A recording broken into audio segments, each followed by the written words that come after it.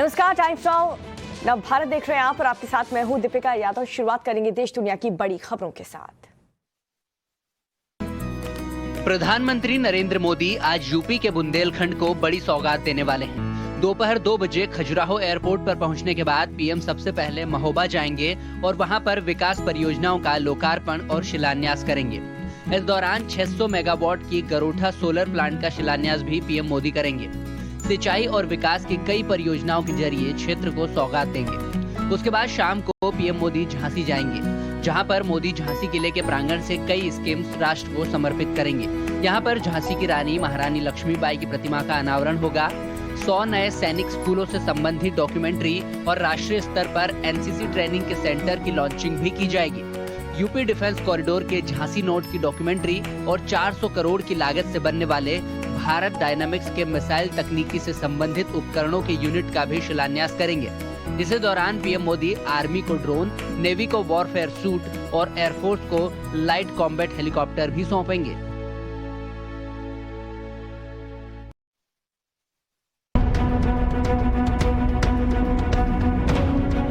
UP में चुनाव से पहले कानून व्यवस्था समेत कई मुद्दों पर पीएम मोदी पुलिस अधिकारियों को टिप्स देने वाले हैं। आज से यूपी की राजधानी लखनऊ में डीजीपी कॉन्फ्रेंस की शुरुआत हो रही है। गृह मंत्री अमित शाह आज से 3 दिवसीय आयोजन का उद्घाटन करेंगे, जिसमें रविवार को पीएम मोदी भी शामिल होंगे। यूपी में पहली बार हो रही डीजीपी कॉन्फ्रेंस के लिए प्रधानमंत्री नरेंद्र मोदी राजधानी लखनऊ में 2 दिन का रात्रि विश्राम भी करेंगे। शाह की मौजूदगी में शुरू होने वाली कॉन्फ्रेंस में काउंटर टेररिज्म, साइबर क्राइम और नक्सलवाद समेत कई मुद्दों पर मंथन होगा। कॉन्फ्रेंस में मोदी शाह के शामिल होने से पहले तैयारियां लगभग पूरी हो गई हैं। पुलिस के बड़े अधिकारियों की कॉन्फ्रेंस में पीएम मोदी और शाह सुरक्षा पर मंत्र देंगे।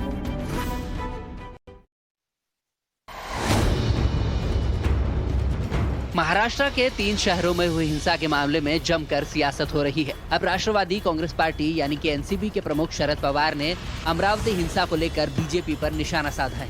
उन्होंने बीजेपी पर हिंसा फैलाने का आरोप लगाया है। शरद पवार ने बीजेपी पर बिना नाम लिए निशाना साधा है। उन्होंने कहा है कि देश पर शासन करने वाली पार्टी की विचारधारा से जुड़े लोगों ने दंगा किया है। उन्होंने अमरावती में दुकानों पर हमला किया और छोटे उद्यमों को जबरन बंद कर दिया। दरअसल त्रिपुरा में हिंसा के मामले में महाराष्ट्र के अमरावती, नांदेड़ और मालेगांव में हिंसा हुई थी, जिसको लेकर पवार ने कहा कि दूसरे राज्य में हुई एक घटना को लेकर महाराष्ट्र में दंगे भड़क उठे। इन दंगों में कुछ बुरे लोग शामिल थे। पुलिस इसकी जांच करेगी और सच्चाई सामने आ जाएगी। दरअसल त्रिपुरा हिंसा के खिलाफ बुलाए गए विरोध प्रदर्शनों में हिंसा हुई थी। कई जगह तोड़फोड़ और आगजनी की घटनाएं सामने आई थी। इसके खिलाफ हिंदू संगठनों और बीजेपी ने भी मोर्चा खोला था और उद्धव सरकार को जमकर घेरा था, जिसका जवाब अब शरद पवार ने बीजेपी पर आरोप लगाते हुए दिया है।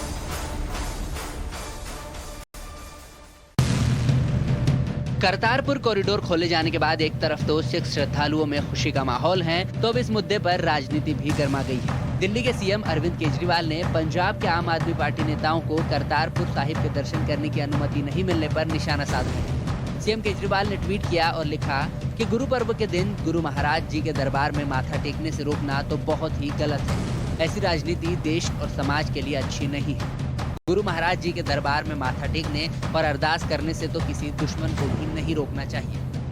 तो उधर कांग्रेस में चन्नी कैबिनेट के गुरुद्वारा साहिब के दर्शन करने पर अब कलह शुरू हो गई है। चन्नी के साथ जाने वाले जत्थे में सिद्धू का नाम नहीं होने से वे नाराज बताए जा रहे हैं। सूत्रों के मुताबिक सरकार की ओर से पहले जत्थे में 50 लोगों को साथ ले जाने की अनुमति थी, लेकिन सीएम चन्नी अपने साथ अपने कुछ करीबी कैबिनेट मंत्रियों और उनके परिवारों के साथ अपने परिवार को लेकर चले गए। पंजाब सरकार की ओर से नवजोत सिंह सिद्धू का नाम इस जत्थे के साथ जाने के लिए एमएचए को अप्रूवल के लिए भेजा ही नहीं गया था और उन्हें गुरु पर्व के अगले दिन यानी कि 20 नवंबर की परमिशन मिली है। अब ये मुद्दा कांग्रेस आलाकमान के सामने उठ सकता है।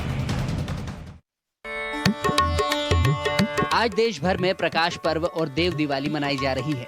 भगवान महादेव की नगरी काशी भी आज 15 लाख दियों से जगमगाएगी। अयोध्या के बाद काशी में भी लाखों दिए जलाए जाएंगे। काशी में इस बार देव दीपावली पहले से ज्यादा भव्य होगी, क्योंकि इस बार वाराणसी के 84 घाट पर 15 लाख दियों से जगमगाने वाले हैं। वहीं आज देश भर में गुरु नानक जयंती भी मनाई जा रही है। गुरु नानक जयंती के चलते गुरुद्वारे रोशनी से जगमगा उठे हैं। गुरु नानक की जयंती को सिख धर्म द्वारा प्रकाश पर्व के रूप में मनाया जाता है, जिसके तहत प्रभात फेरी, शब्द कीर्तन और अरदास समेत कई आयोजन किए जाते हैं। प्रकाश पर्व और गुरु नानक जयंती का सिख धर्म में खासा महत्व है। ऐसे में आज सिख समुदाय के लोग खास तौर पर इस त्योहार को मनाएंगे। वहीं करतारपुर कॉरिडोर के जरिए भी कई श्रद्धालु गुरुद्वारा साहिब के दर्शन करेंगे। यूपी चुनाव में जीत हासिल करने के लिए बीजेपी ने पूरा जोर लगा दिया है। बीजेपी अब उत्तर प्रदेश में 4 विजय संकल्प यात्रा निकालेगी। गृह मंत्री अमित शाह और रक्षा मंत्री राजनाथ सिंह को अहम जिम्मेदारी सौंपी गई है। पार्टी ने फैसला लिया है कि अब बूथ अध्यक्षों की बैठकों के लिए क्षेत्रवार प्रभारी नियुक्त किए जाएंगे। गोरखपुर और कानपुर क्षेत्र के बूथ अध्यक्षों की बैठकों के लिए राष्ट्रीय अध्यक्ष जेपी नड्डा खुद प्रभार संभालेंगे। काशी और अवध क्षेत्र के बूथ अध्यक्षों की कमान राजनाथ सिंह संभालेंगे। ब्रिज और पश्चिम क्षेत्र का प्रभार गृह मंत्री अमित शाह खुद देखेंगे और क्षेत्रों के बूथ अध्यक्षों की बैठक लेंगे। यूपी बीजेपी के अध्यक्ष स्वतंत्र देव सिंह ने बताया है कि 6 क्षेत्रों में बूथ अध्यक्ष का सम्मेलन होना है। उसमें सभी बूथ अध्यक्ष शामिल होंगे। 4 संकल्प यात्राएं भी निकाली जाएंगी, जिसके इंचार्ज बना दिए गए हैं। चुनाव घोषणा पत्र के लिए कमेटी का गठन भी किया गया है। वहीं बीजेपी ने फैसला लिया है कि चुनाव प्रभारी और चुनाव सह प्रभारी चुनाव तक अपने अपने प्रभार वाले क्षेत्रों में अस्थायी तौर पर रहेंगे। नेताओं को किराए पर घर लेने के लिए कहा गया है। धर्मेंद्र प्रधान ने तो लखनऊ में घर किराए पर भी ले लिया है। यूपी में चुनावी मिशन पर जोर लगा रही कांग्रेस महासचिव प्रियंका गांधी के निजी सचिव संदीप सिंह अब संकट में पड़ते नजर आ रहे हैं। राजधानी लखनऊ के एक पुलिस थाने में संदीप सिंह और उनके साथियों पर मारपीट के आरोप में मामला दर्ज कराया गया है। इससे पहले प्रियंका के सोनभद्र दौरे के समय भी संदीप सिंह चर्चा में आ गए थे। वहां भी उनके खिलाफ एक शिकायत दर्ज कराई गई थी। दरअसल प्रदेश कांग्रेस मुख्यालय के पास रहने वाले एक पीड़ित ने आरोपियों पर मारपीट करने का आरोप लगाया है। वहां पर रहने वाली एक महिला ने बताया कि हमारे घर की खिड़की यूथ कांग्रेस के दफ्तर के प्रांगण में खुलती है। आए दिन संदीप सिंह, शिव पांडे और कांग्रेस का प्रशासन देखने वाले योगेश दीक्षित यहाँ पर शराब पीकर मारपीट करते हैं और धमकी देते हैं। महिला ने आरोप लगाया है कि विरोध करने पर संदीप सिंह ने अपने साथियों के साथ मिलकर मारपीट की है। हालांकि पुलिस ने केस दर्ज कर जाँच शुरू कर दी है। जम्मू कश्मीर में आतंकवाद पर कड़े प्रहार के बीच सेना के एनकाउंटर पर सवाल उठ रहे हैं। श्रीनगर के हैदरपोरा में हुई मुठभेड़ में 2 नागरिकों की मौत के बाद हुर्रियत ने आज बंद का आह्वान किया है। इस बंद को कई राजनीतिक दलों ने भी समर्थन दिया है। एनकाउंटर की फिलहाल मजिस्ट्रियल जांच की घोषणा हो चुकी है और श्रीनगर के additional district magistrate Khurshid Ahmad Shah इसकी जाँच करेंगे। एडीएम ने भी नोटिस जारी कर दिया है और इस मामले में जानकारी देने और अपने बयान दर्ज कराने के लिए कहा गया है। लेकिन हुर्रियत के नेताओं ने इस मुठभेड़ की न्यायिक जांच की मांग की है। तमाम चीजों के बीच घाटी में सुरक्षा बलों का ऑपरेशन ऑल आउट जारी है। आतंकी घटनाओं को रोकने के लिए सेना लगातार एक्शन मोड में है। कश्मीर के कुपवाड़ा में पुलिस ने एलओसी क्रॉस करने की कोशिश कर रहे 3 नाबालिगों को पकड़ा है। पुलिस के मुताबिक ये तीनों पाकिस्तान अधिकृत कश्मीर में बैठे आतंकी कमांडर के संपर्क में थे।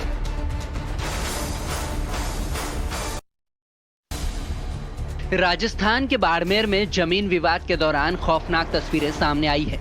यहाँ पर महिला को जेसीबी से कुचलने की कोशिश की गई है। साथ ही आपस में भी पुरुष और महिलाओं के बीच जमकर मारपीट हुई है। बाड़मेर जिले में बायतू कस्बे का बताया जा रहा ये वीडियो इन दिनों सोशल मीडिया पर तेजी से शेयर किया जा रहा है। इस वीडियो में जेसीबी मशीन चालक महिला पर जेसीबी चढ़ाने की कोशिश कर रहा है और महिला जिस तरफ भी भागती है उसी तरफ जेसीबी भी उसका पीछा करता हुआ नजर आ रही है। वहीं तस्वीरों में देखिए किस तरह से कुछ लोग आपस में मारपीट कर रहे हैं। महिलाओं के बीच भी डंडे से हमला हुआ है। पुलिस का कहना है कि यह घटना करीब 4 दिन पुरानी है, जो कि रिश्तेदारों के बीच जमीन विवाद को लेकर हुई थी। फिलहाल पुलिस ने इस मामले में केस दर्ज कर लिया है।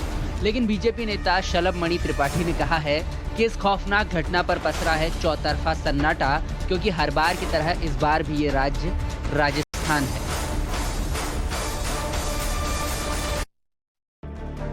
क्या किसी मृतक को कोरोना की वैक्सीन लगाई जा सकती है? अगर आप सोच रहे हैं नहीं, तो पहले ये खबर देख लीजिए। मध्य प्रदेश के बैतूल से एक हैरान कर देने वाला मामला सामने आया है, जहां पर मृतकों को कोरोना की वैक्सीन लगाई जा रही है। 7 महीने पहले एक बुजुर्ग महिला की मौत हो गई थी, लेकिन बैतूल स्वास्थ्य विभाग ने उसे ही वैक्सीन का दूसरा डोज लगा दिया। जब मृतक महिला के परिजनों को दूसरे डोज लगने का मोबाइल पर मैसेज आया, तब इस मामले का खुलासा हुआ। बैतूल के सदर इलाके के पटेल वार्ड में रहने वाली एक बुजुर्ग महिला की मौत कोरोना की दूसरी लहर में हो गई थी। उन्हें 3 अप्रैल को कोरोना वैक्सीन का पहला डोज लगाया गया था और 26 अप्रैल को बुजुर्ग महिला की तबीयत बिगड़ी। फिर उनकी कोरोना की जांच की गई और वो कोरोना पॉजिटिव निकली। हालात गंभीर होने पर उन्हें जिला अस्पताल में भर्ती किया गया, लेकिन 27 अप्रैल 2021 को महिला की मौत हो गई। 3 दिन पहले ही मृतक महिला के पोते के मोबाइल पर एक मैसेज आया कि उनकी दादी को कोरोना वैक्सीन का दूसरा डोज सफलतापूर्वक लगा दिया गया है। जब उन्हें इस मैसेज पर भरोसा नहीं हुआ तो कोविन ऐप पर उन्होंने चेक किया। वहां पर भी पता चला कि वैक्सीन का सर्टिफिकेट भी जनरेट हो चुका है। हालांकि लापरवाही के इस मामले में अब जिम्मेदार जांच के बाद कार्रवाई की बात कह रहे हैं। इस वक्त एक बड़ी खबर आपको बता दें, बीजेपी उत्तर प्रदेश में 4 जगहों पर विजय संकल्प यात्रा की शुरुआत करने जा रही है। बीजेपी की ये जो यात्रा है वो 4 हिस्सों में होगी। दिल्ली में हुई बैठक में ये फैसला लिया गया है और इसके अलावा बीजेपी उत्तर प्रदेश में 6 बूथ क्षेत्र में सम्मेलन भी करने वाली है। तो देखिए, पार्टी अध्यक्ष जेपी नड्डा गोरखपुर और कानपुर जाएंगे, राजनाथ सिंह अवध और काशी जाएंगे, अमित शाह ब्रज और पश्चिमी यूपी जाएंगे और सम्मेलन में हिस्सा लेंगे। तो उत्तर प्रदेश में बीजेपी का ये विजय संकल्प है, जिसको लेकर के बीजेपी अब कमर कस रही और तमाम बड़े और दिग्गज नेता उत्तर प्रदेश में 4 यात्रा निकालेंगे। और बीजेपी का विजय संकल्प देखिए, उत्तर प्रदेश में 4 यात्रा निकालेगी भारतीय जनता पार्टी। 2022 में विधानसभा चुनाव होने हैं और उसको लेकर के अब पार्टी जोरों शोरों से एक्टिव मोड में आ चुकी है। 4 हिस्सों में विजय संकल्प और साथ ही दिल्ली में जो बैठक हुई थी उसी में ये फैसला लिया गया है कि अब कैसे उत्तर प्रदेश के मैदान में उतरना है।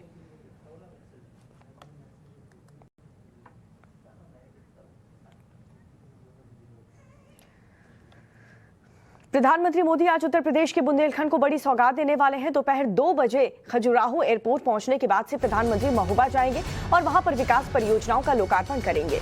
इस दौरान 600 मेगावाट की गरौटा सोलर प्लांट का शिलान्यास भी प्रधानमंत्री नरेंद्र मोदी करने वाले हैं और सिंचाई और विकास की कई परियोजनाओं के जरिए क्षेत्रों को सौगात देंगे। उसके बाद शाम को पीएम मोदी झांसी जाएंगे, जहां पर मोदी झांसी किले के प्रांगण से कई स्कीम राष्ट्र को समर्पित करेंगे और यहां पर झांसी की रानी महारानी लक्ष्मीबाई की प्रतिमा का अनावरण भी होगा। 100 नए सैनिक स्कूल से संबंधित डॉक्यूमेंट्री और राष्ट्रीय स्तर पर एनसीसी ट्रेनिंग के सेंटर की लॉन्चिंग भी की जाएगी।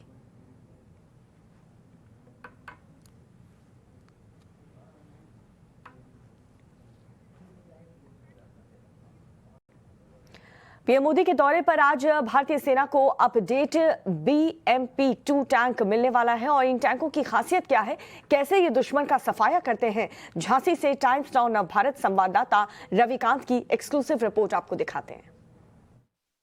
इस वक्त हम BMP-2 पर हैं और भारतीय सेना झांसी में अपने शौर्य का प्रदर्शन कर रही है।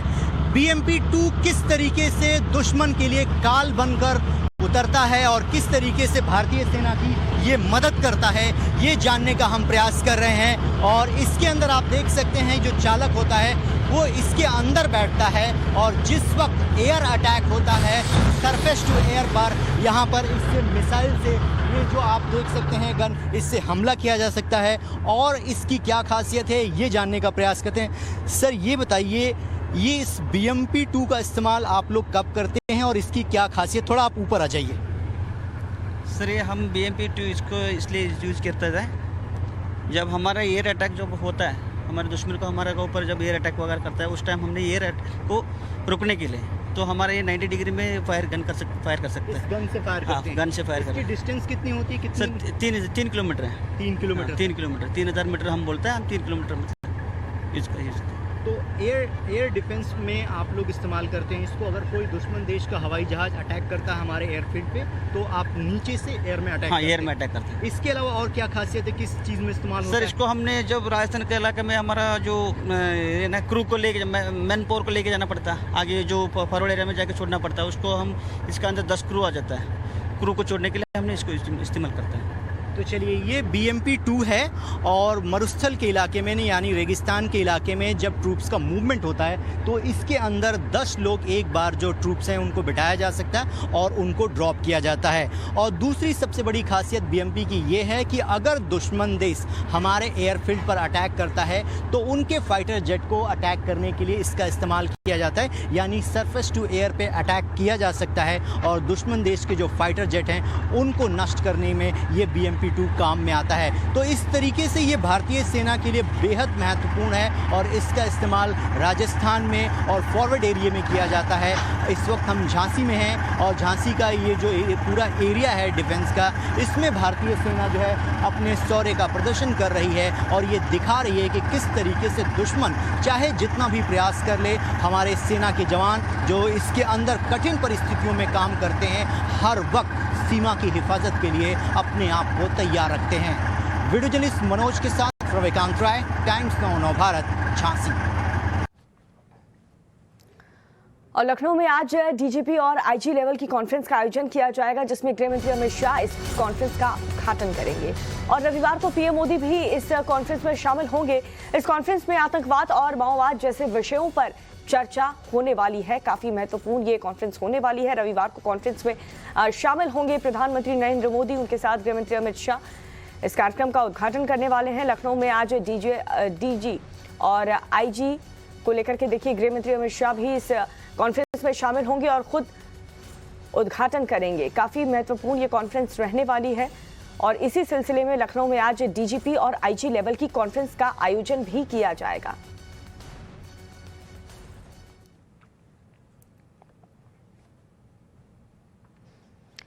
देश के दक्षिणी राज्य में भारी बारिश ने जमकर कहर बरपाया है। आंध्र प्रदेश और तमिलनाडु में कई ऐसे जिले हैं जहां पर बाढ़ जैसे हालात पैदा हो गए।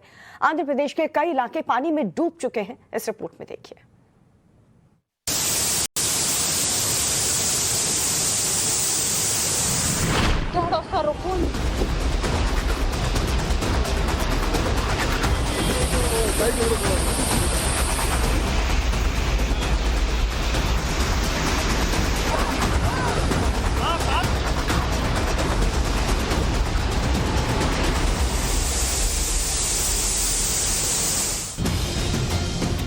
क्या कार, क्या ऑटो, क्या इंसान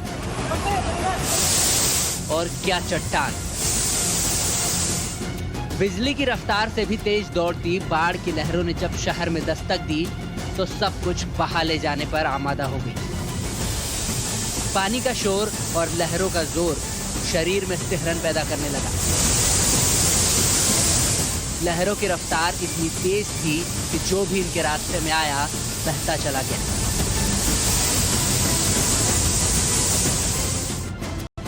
आंध्र प्रदेश के कडपा और तिरुपति जिले में भारी बारिश के बाद चारों तरफ सैलाब का मंजर दिखाई दिया। सबसे पहले जरा इन तस्वीरों को गौर से देखिए। शहर में जिन सड़कों पर गाड़ियां दौड़ती थी, वहां सैलाब की लहरों ने कब्जा जमा लिया है। यहाँ लहरों का वेग ऐसा था कि इनके रास्ते में एक लंबी गाड़ी और ऑटो आया तो खिलौने की तरह इनके साथ बहता चला गया। ये देखिए, बाढ़ की लहरें गाड़ी और ऑटो को अपने साथ बहा कर ले गई।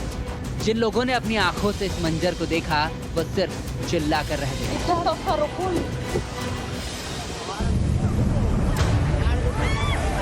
अब जरा बाढ़ के कहर की एक और तस्वीर देखिए।